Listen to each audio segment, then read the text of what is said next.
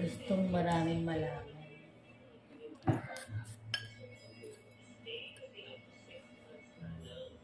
Mama, love na kami na. Mati, bakit tayo mo bigyan ng papel? Kasi ang papel, basta ginagamit ko, hindi yung pwede sa... Ma'am, ito dapat ang lagi mong iksian.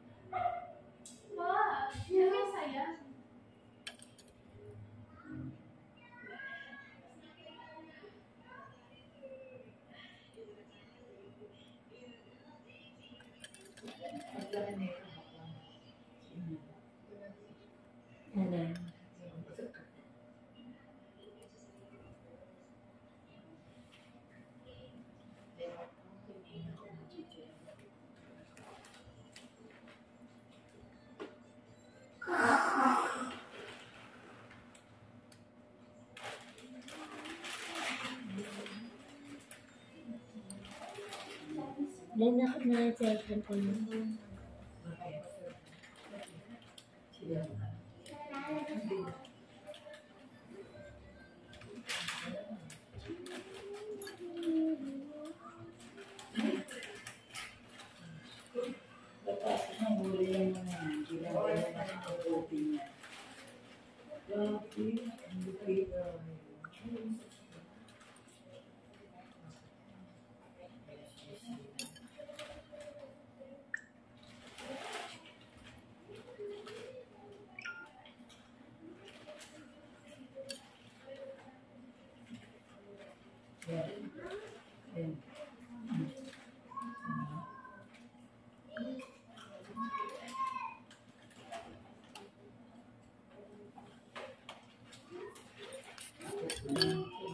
Marang patay na yung nanay ni Dada. Patay na? Punta ako sa na Biyernes. Sa Vietnam. Tarlac. Tarlac, yung pinuntaan niya mo.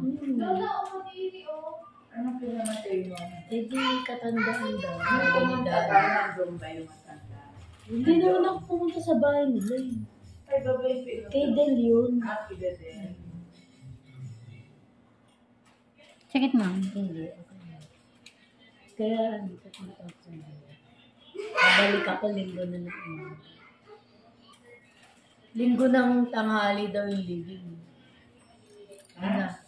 Yun na ako makikipag-living. Kailan ang libig? Linggo tanghali.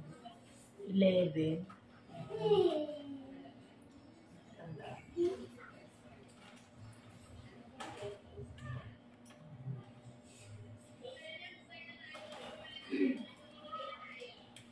Ilang taon na yan?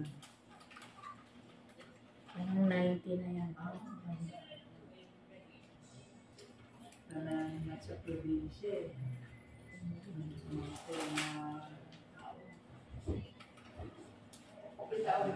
Kaya lang ang tagal naman nilang Ganda binuhay. siya sa mamay. Malaki na. Alam ko kung yung 19 na. Parang higit isang linggo yan. Kasi nakausap siya ng kanya sa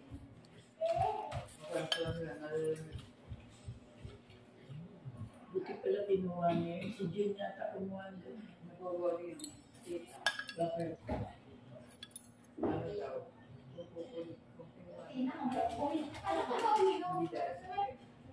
Uy, mayaman ang mga anak ni Jun.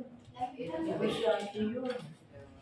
Sa Green Hills, ang mga pastora. Sino? Kano na doon marami pero hindi na doon.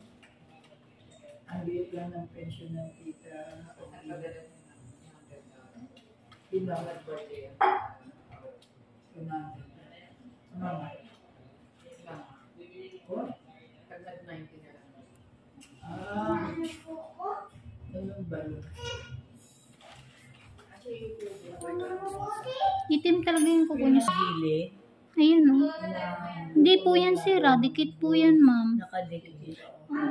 Pero hindi ko din siya pwedeng i-overcut. Kasi kung tutusin, ano na siya eh. Liis na siya.